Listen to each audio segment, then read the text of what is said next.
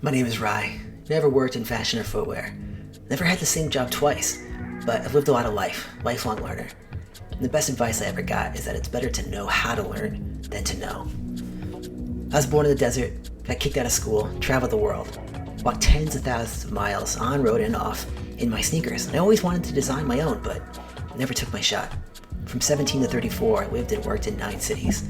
Everywhere I traveled, Asia, Middle East, throughout the Americas, learned from people.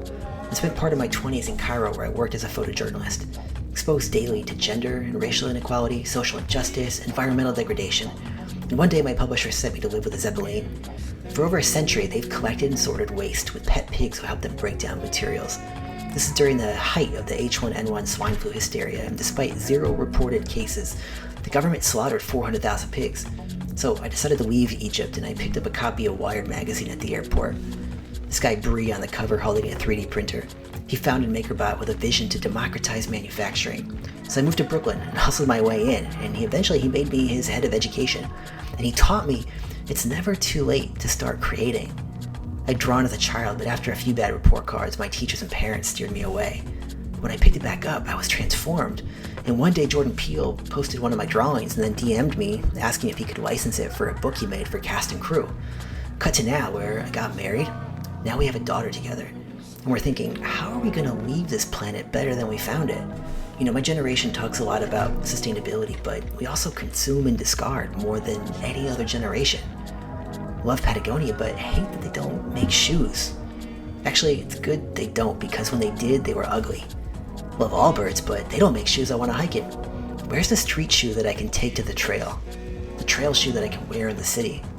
Something sustainable, accessible, inclusive.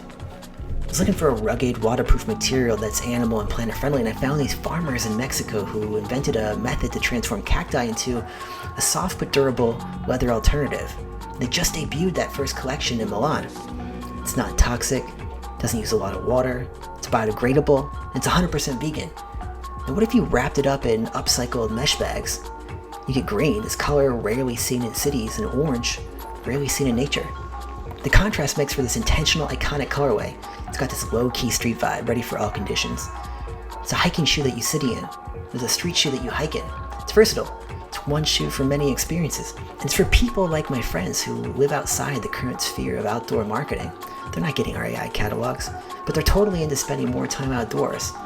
Allbirds built its brand with innovative materials. Wool, wood, sugar. Why not cactus?